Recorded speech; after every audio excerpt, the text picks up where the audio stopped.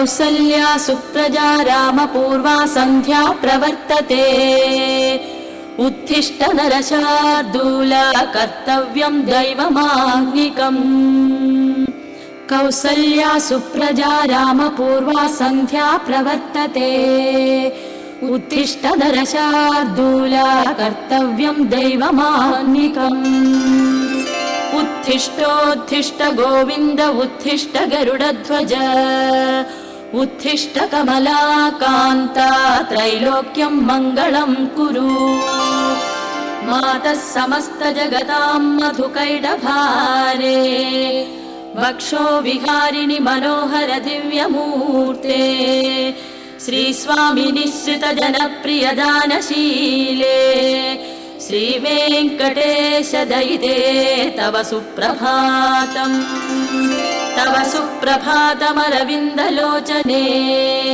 भवतु प्रसन्नमुखचन्द्रमण्डले विधिशङ्करेन्द्रवनिताभिरर्चिते वृषशैलनाथ दयिते दयानिधे अत्र्यादिसप्तऋषयः समुपास्य सन्ध्याम् आकाश सिन्धु कमलानि मनोहराणि आदाय पादयुगमर्चयितुं प्रपन्नाः शेषाद्रिशेखर विभो तव सुप्रभातम् पञ्चाननाब्ज भव षण्मुख वासवाद्याः त्रैविक्रमादिचरितं विभुतास्तुवन्ति भाषापदिः पठति वासर शुद्धिमारात् शेषाद्रिशेखर विभो तव सुप्रभातम् ईषत् प्रफुल्ल सरसीरुह नारिकेल पूगद्रुमादिसु मनोहर पालिकानाम् आवाति मन्दमनिलः सह दिव्यगन्धैः शेषाद्रिशेखर विभो तव सुप्रभातम् उन्मील्य नेत्रयुगमुत्तम पञ्जरस्ताः पात्रावशिष्ट कदलीफलपायसानि भुक्त्वा सलीलमथ केलिशुकाक्वडन्ति शेषाद्रिशेखर विभो तव सुप्रभातम् तन्त्री प्रकर्ष मधुरस्वनया विपञ्च्या गायत्यनन्तचरितं तव नारदोऽपि भाषा समग्रमसकृत्करचाररम्यम् शेषाद्रिशेखर विभो तव सुप्रभातम् भृङ्गावळी च मकरन्दरसानुविद्ध झङ्कारगीतनिनदैः सह सेवनाय निर्यात्युपान्त सरसी कमलोदरेभ्यः शेषाद्रिशेखर विभो तव सुप्रभातम् योषा गणेन वरदध्नि विमध्यमाने घोषालयेषु दधिमन्थन तीव्रघोषाः रोषात् कलिं विदधते ककुभश्च कुम्भाः शेषाद्रिशेखर विभो तव सुप्रभातम् पद्मेश मित्र शतपत्र गताळिवर्गाः हर्तुं श्रियं कुवलयस्य निजाङ्गलक्ष्म्या भेरी निनादमिव बिभ्रति तीव्रनादम् शेषाद्रिशेखर विभो तव सुप्रभातम् श्रीमन्नभीष्टवरदाखिल लोकबन्धो श्री श्रीनिवास जगदे गदयैक सिन्धो श्रीदेवता गृहभुजान्तर दिव्यमूर्ते श्रीवेङ्कटाचलपते तव सुप्रभातम् श्रीस्वामि पुष्करिणिकाप्लव निर्मलाङ्गाः श्रेयोर्थिनो हर विरिञ्चि सनन्दनाद्याः द्वारे वसन्ति वरवेत्र हतोत्तमाङ्गाः श्रीवेङ्कटाचलपते तव सुप्रभातम् श्रीशेषशैलगरुडाचल वेङ्कटाद्रिनारायणाद्रिवृषभाद्रिविषाद्रिमुख्याम् आख्यां त्वदीयवसतेरनिशं वदन्ति श्रीवेङ्कटाचलपते तव सुप्रभातम् सेवा परा शिव सुरेश कृशानुधर्म रक्षोऽम्बुनाथ पवमान धनादिनाथा बद्धाञ्जलि प्रविलसन्निज शीर्षदेशाः श्रीवेङ्कटाचलपते तव सुप्रभातम् घाटीषु ते विहगराज मृगाधिराज नागाधिराज गजराज हयाधिराजाः स्वस्वातिकारमहिमाधिकमर्थयन्ते श्रीवेङ्कटाचलपते तव सुप्रभातम्।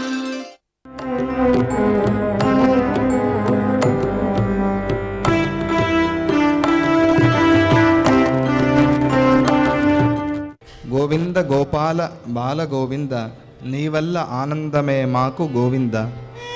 నీ ఆట ఎంతో ముద్దు మా బుద్ధి ఎంతో మొద్దు ముద్దు మొద్దు. ఎందులకో మా పరుగు తెలియదు. మా పరుగు ఎందుకు పరిగెత్తుతున్నామో తెలియదు. అందరూ పరిగెత్తుతున్నారు కాబట్టి మనం పరిగెత్తుతున్నాం అంత. ఎందుకు పరిగెత్తుతున్నామో కూడా తెలియదు. ఏమైనా పోటీనా ఇది? ఏమైనా ప్రైజ్ వస్తుందా? ఏమీ తెలియదు. అందరూ పరిగెత్తుతున్నారు, మనం పరిగెత్తుతున్నాం. బిజీ, అందరూ బిజీగా ఉన్నారు, మనము బిజీగా. మన పని కోసం మనం బిజీగా లేము. అందరూ బిజీగా ఉన్నారు కాబట్టి మనం ఉండాలి కాబట్టి ఉన్నామంత.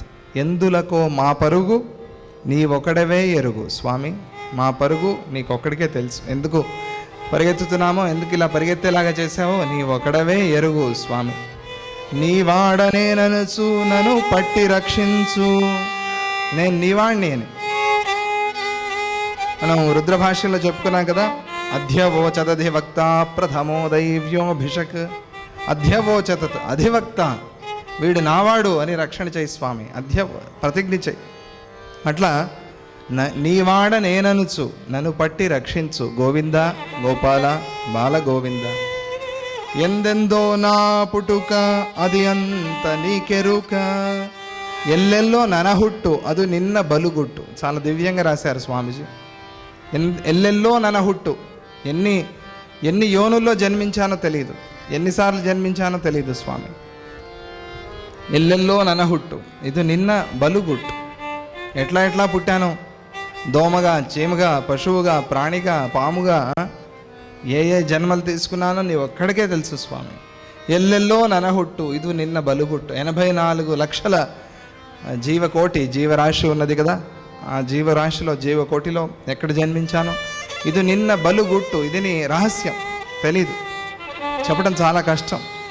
కానీ ఈరోజు ఇక్కడ ఈ భూలోకంలో మనిషిగా పుట్టి దత్తాశ్రమంలో ఉండి నేను కీర్తన చేస్తున్నాను కదా, అది చాలు స్వామి. ఆ దివ్యమైన అనుగ్రహాన్ని ఇచ్చావు కదా, అది చాలు.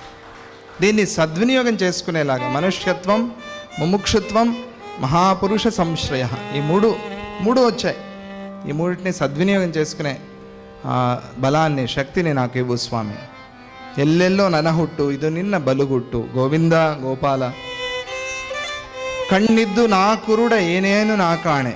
కళ్ళున్న అంధుడను. ప్రొద్దునొచ్చారే పాపం పిల్లలు, వాళ్ళు కాదు అంధులు. కళ్ళున్న అంధులు ఎవరైతే చూడట్లేదో స్వామిని వాళ్ళు అంధులు. కళ్ళున్న అంధుడను స్వామి. కళ్ళున్న కబోది అంటారే అట్లా. కళ్ళున్న అంధుడను నిన్ను గాంచకపోతే, నిన్ను చూడలేకపోయాను స్వామి, నీ గురించి తెలుసుకోలేకపోయాను. సచ్చిదానంద కృష్ణయ్య దర్శనము ఈవయ్య. గోవింద గోపాల బాల గోవింద. గోవింద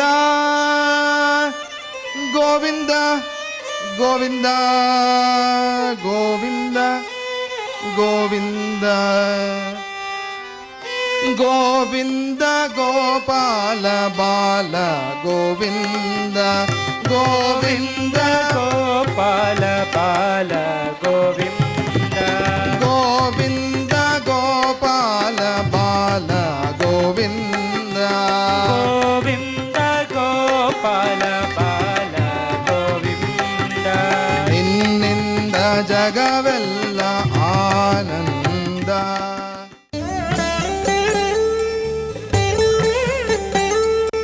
సూత మహర్షి శౌనకాది ఋషులందరికీ కూడా చెప్పేటువంటి వెంకటాచలం యొక్క మహాత్యాన్ని శ్రవణం చేయటం వల్ల, శ్రవణ యజ్ఞము అని చెప్పినని అంటాం మనందరం కూడా.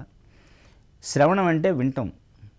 ఈ వింటం వల్ల మనలో వైబ్రేషన్స్ వస్తాయి. భగవంతుని గురించినటువంటి మాటలు వినటం వల్ల చక్కటి వైక్లభ్యం వస్తుంది, చక్కటి స్పందన వస్తుంది అని చెప్పి నేను. అలాంటి స్పందన వల్ల మనం బుద్ధిలోకి లేదా మనశ్శాంతిని, ఆరోగ్యాన్ని పొందుతాం.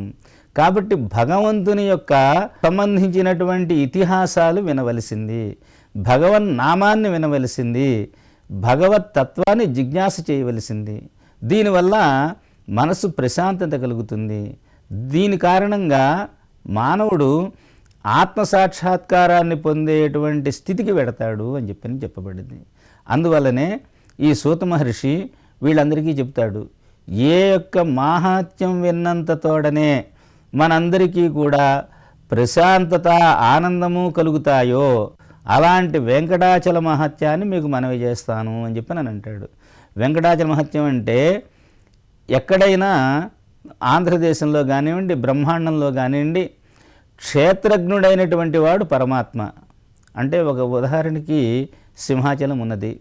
సింహాచలంలో నరసింహస్వామి మహత్యం మనకు గొప్పది, అంతేగాని సింహాద్రికి మాత్రం ఏమీ గొప్పతనం లేదు. అలాగనే ఇతర ప్రదేశాలన్నిటికీ కూడా భగవంతుడు నిలిచి ఉండే ప్రదేశాలకి ఆ భగవంతుడు ఉనికే ఆధారం. కానీ వెంకటాచలానికి అలా కాదుట. వెంకటేశ్వరునికి ఎంత వైభవం ఉన్నదో, ఎంత మహత్యం ఉన్నదో, అలాగే వెంకటాచలానికి కూడా అంత మహత్యము ఉన్నది అని చెప్పబడుతుంది. వీటిల్లో ఈ వెంకటాచలం ఇంత మహత్యం రావడానికి కారణం సహజంగా విష్ణు ప్రీతికరమైంది కనుక, ప్రీతి పొందినటువంటి విష్ణువు ఇక్కడ నివసించి ఉన్నాడు కనుక అని చెప్పినని. అందుకనే మహాత్ములైనటువంటి వాళ్ళందరూ కూడా దీని మీద నడవటానికి కూడా ఇష్టపడక, ఒకవేళ ఇది కూడా భగవద్ అపచారం అవుతుందేమో, ఎందుకంటే భగవంతునికి ఇష్టమైన లేదా భగవత్ స్వరూపమైనటువంటి వెంకటాచలాన్ని కనుక మన పాదాలతో కనుక తాకితే ఇది అపవిత్రం అవుతుందేమో అనేటువంటి యొక్క జిజ్ఞాసతో, బాధతోటి మోకాళ్లతో నడిచి వెళ్ళిన వాళ్ళు ఉన్నారు. ఈ బస్సులు పాదరక్షలు వేసుకుని వెళ్ళటం అనేది ఇప్పటికీ నిషిద్ధం, అప్పటికీ నిషిద్ధం. అయితే వీళ్ళు వెళుతున్నాం కదా అని చెప్పానంటే, భగవంతుడు ఎప్పుడూ కూడా మనం ఎంత నైష్టికంగా ఉంటామో అంత తరతమ భేదాలను అనుసరించే మనకి ఫలితాన్ని అందజేస్తాడు అని చెప్పానని. ఈ దీక్షలు తీసుకునేటువంటి వారందరూ కూడా ఈ రోజున మేము ఫలానా దీక్ష తీసుకున్నాం, కానీ ఆ దీక్షా నియమాలు సరిగా ఆచరించనందువల్ల మాకు దర్శనం కాలేదు, లేదా మాకు ఇట్లాంటి అపచారం జరిగింది, ఈ బాధ కలిగింది అని చెప్తారు.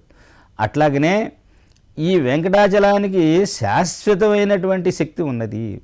అందువల్ల దీన్ని తొక్కితే ఎంత మహాపాతకమో అని చెప్పనుకుని మోకాళ్ళతో నడిచెళ్ళిన వాళ్ళు శ్రీమద్ రామాయణులు వారు ఇట్లాంటి వాళ్ళందరూ కూడా చాలా పవిత్రంగా చూసినటువంటి ప్రదేశం. ఇందులో 108 తీర్థాలు విశేషమైనటువంటివి ఉన్నాయి. ఈ 108 తీర్థాలు తెలుసుకోవడం మానవ మాతృడికి, మానవ దృష్టికి గోచరమయ్యేటువంటివి కావు గనక కొన్ని తీర్థాలే కనపడతాయి అని చెప్పానని. ఇందులో 17 తీర్థాలు గొప్పవి. శంఖతీర్థము, చక్రతీర్థము, జాబాలి తీర్థము, పాప వినాశనము, గోగర్భము, ఇలాంటివి అనేక తీర్థాలు ఉన్నాయి. ఇందులో ఈ చక్రతీర్థానికి ఉండేటువంటి మహత్యం ఏమిటి అని చెప్పినంటే, ఈ చక్రతీర్థానికి పూర్వం ఆ ఇంద్రుడు ఈ అహల్యని పొందినటువంటి యొక్క పాపం నశింపజేసుకోవటానికి ఎన్ని పుణ్యకార్యాలు చేసినా కూడా ఆయన పాపం నశించలేదుట. అందువల్ల ఈయన ఏం చేస్తాడంటే తిరిగి తిరిగి చివరికి ఆ పెద్దవాళ్ళ యొక్క వాక్యాన్ని అనుసరించి వాళ్ళతో తెలుసుకున్నటువంటి వాడై ఆయన ఈ వెంకటాచలానికి వచ్చి శ్రీనివాసమూర్తికి మొక్కి అక్కడి నుంచి అందులో ఉండేటువంటి చక్రతీర్థంలో స్నానం చేయటం వల్ల ఈయన ఈ అహల్యాందు చేసినటువంటి అపచారం నివృత్తి అయ్యి త్రిలోకాధిపత్యం వచ్చింది అని చెప్పబడుతుంది.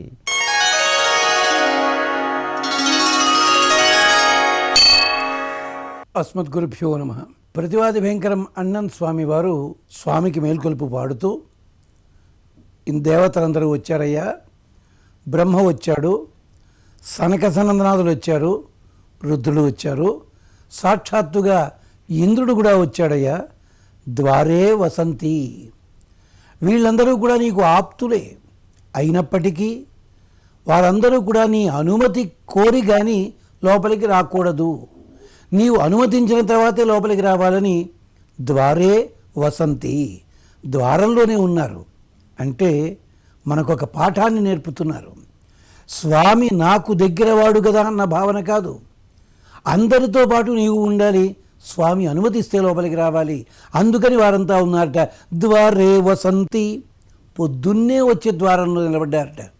తొండరుడిప్పుడు ఆళ్ళవార్లు రంగనాథ స్తోత్రంలో రంగనాథుణ్ణి మేల్కొలుపుతూ సరిగ్గా ఎలాంటి భావాన్ని చెప్పారో అదే ప్రతివాది భయంకరం అన్నన్ ఇక్కడ చెప్తున్నారు. వానవర్ அரசர்கள் வந்து வந்தீண்டி கலம்புகம் అంబునైంద అలంగల్ తొడగిల్ కొండు. స్వామి నీకోసమని చెప్పి చక్కగా దేవతలు వీళ్ళందరూ కూడా మాలలు ధరించి, వేళ్లాడుతున్న మాలలు ధరించి, చక్కగా పూలన్నీ కూడా కట్టి ధరించి వచ్చారయ్య చేతబట్టి. అడి ఇణయి పడివాన్ అమరర్గల్, వీళ్ళందరూ వచ్చి నీ పాదాల దగ్గర పడి ఉన్నారు. వాళ్ళు పూలమాలలు కట్టుకుని వచ్చారు, వారు ధరించారు, నీకోసము పట్టుకొచ్చారు. ఎందుకు ధరించారు? స్వామి దగ్గరికి వెళ్ళేటప్పుడు భక్తులందరూ కూడా ప్రియుని దగ్గరికి వెళ్ళే ప్రియురాలి వలె అలంకరించుకుని వెళ్ళాలని శాస్త్రము. ఎంచేతంటే సకల జీవరాశులు కూడా స్త్రీ ప్రాయము, భగవంతుడొక్కడే పురుషుడు అంచేత. మరి పూలమాలలు దేనికి? స్వామికి సమర్పించడానికి, స్వామి తన వారికి మళ్ళీ తిరిగి ఇవ్వడానికి. అలాగే దేవతలంతా వచ్చారయ్యా. అందరత్ అమరర్గర్ కూట్టంగళివయో, వీళ్ళే కాదు అండాంతర్వర్తి దేవతలంతా కూడా సంఘములు సంఘములుగా వారి పరివారంతో సహా కదలి వచ్చారయ్యా.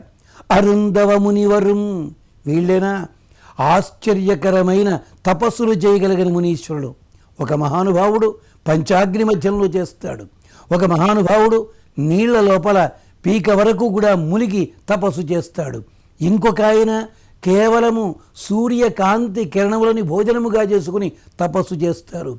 ఇంకొక ఆయన నిరాహారుడు, వాయుభక్షకుడు, పద్మభక్షకుడు, జలభక్షకుడు. ఇలాగా అక్కడ రామాయణంలో ఇలాంటి తపస్సులు చేసేవాళ్ళ విశేషాలని చాలా గొప్పగా వర్ణిస్తారు. ఆఖరికిట దంతోలు కలినహ అని అంటారు. దంతములని రోళ్లుగా చేసుకున్నవారట. అంటే ధాన్యపు గింజలని దంతములతో కొరికి పైపొట్టు తీసివేసి లోపల ఉండే ఆ బియ్యపు గింజ నాలిక తడి తగలకుండా ఉండేలా తీస్తారట. ఎంత కష్టపడాలో వాళ్ళు.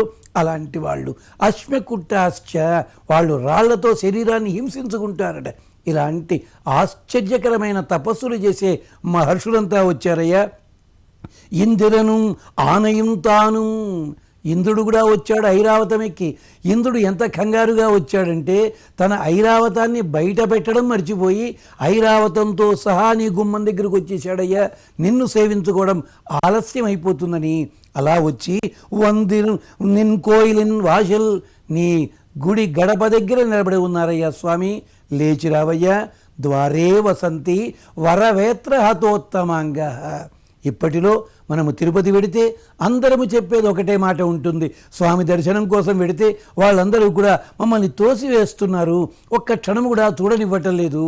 ఈ స్థితి ఆనాడే ఉందని చెప్తున్నారు. వరవేత్ర హతోత్తమంగా. వీళ్ళంతా ఇంత కిక్కిరిసిపోయి ఉండేసరికి స్వామి దర్శనం చేసుకోవడానికి వచ్చి చాలా సందడి జరుగుతోంది కనుక విశ్వక్సేనుల వారట ఈ సందడిని ఆపడానికని చెప్పి ఆయన వేత్రదండముతో అందరినీ కూడా శిరస్సుల మీద కొడుతున్నారట.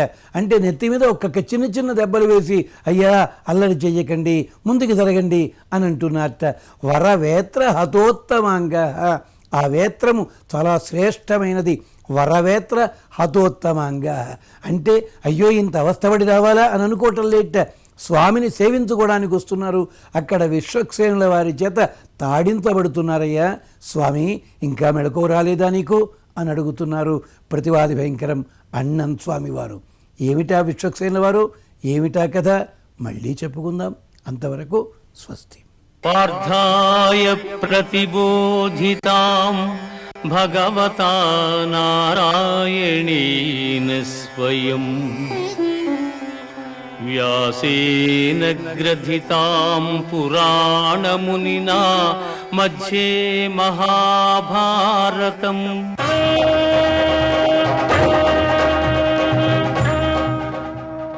పాంచజన్యం హృషీకేశో దేవదత్తం ధనంజయః పౌండ్రాదర్థమౌ మహాశంఖం భీమకర్మ వృకోదరః.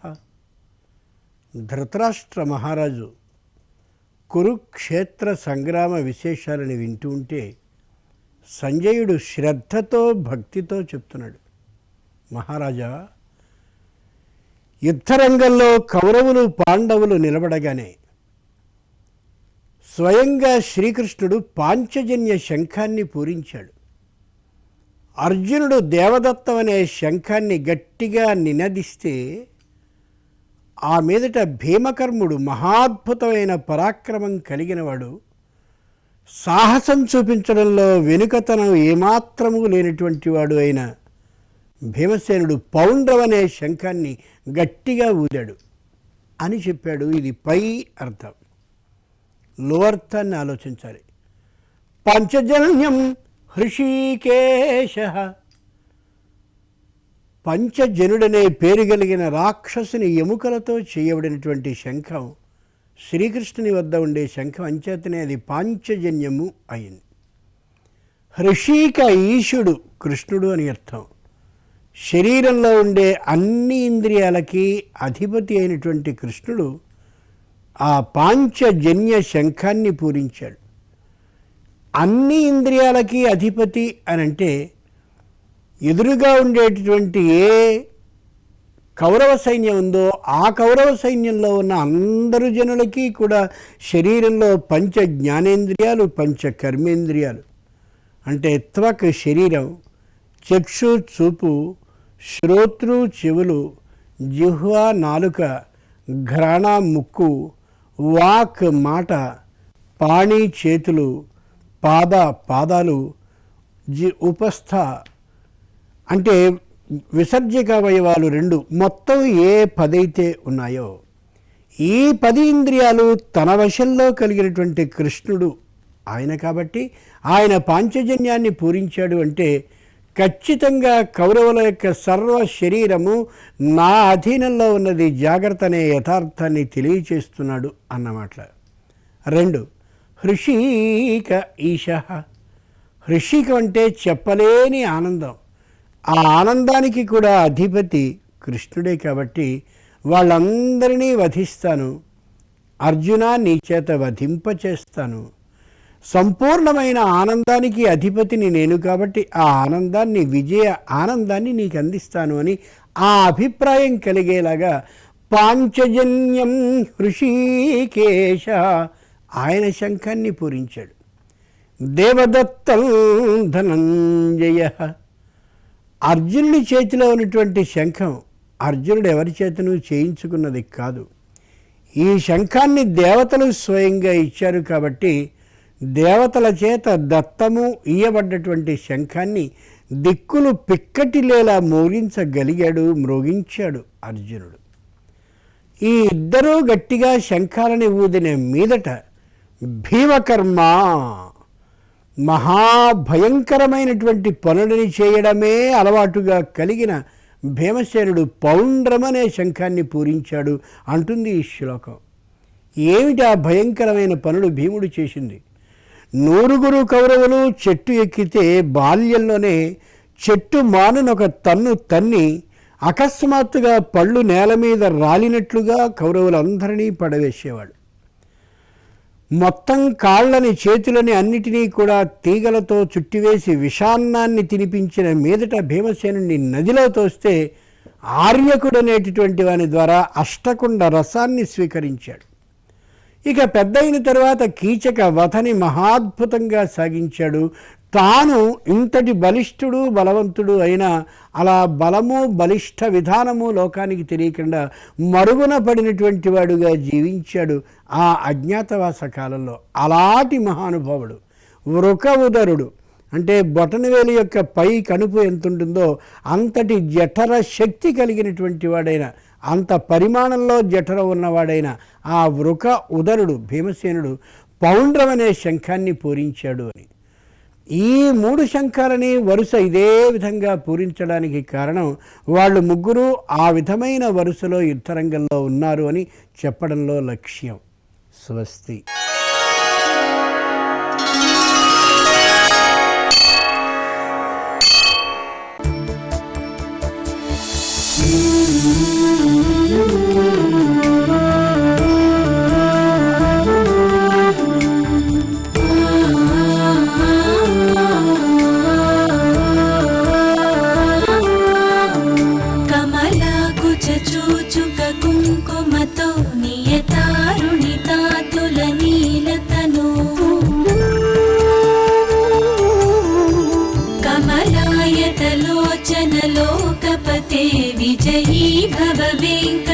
वृषशैलपते स चतुर्मुख षण्मुख पञ्चमुख प्रमुखाखिल दैवतमौलिमणि शरणागत वत्सल सारनिधे परिपालय मां वृषशैलपते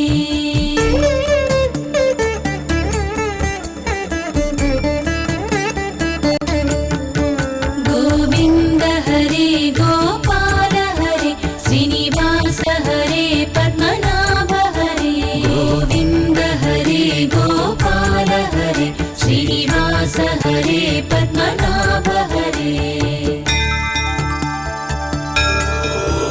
अतिवेलतया तव दुर्विषहैरनुवेलकृतैरपराधसतैः भरितं त्वरितं वृषशैलपते परया कृपया परिपाहि हरे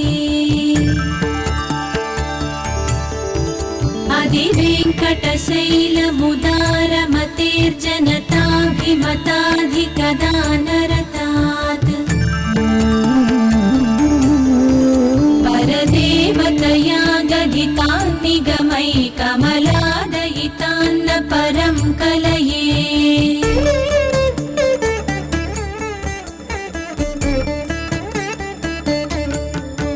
गोविन्द हरे गोपाल हरे श्रीनिवास हरे पद्मनाभ हरे गोविन्द हरे गोपाल हरे श्रीनिवास हरे पद्मनाभ हरे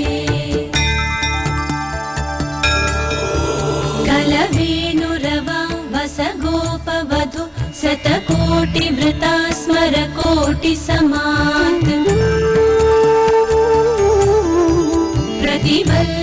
प्रतिवल्लविकाभिमतात् सुखदात् वसुदेवसुतान्न परं कलये अभिराम गुणा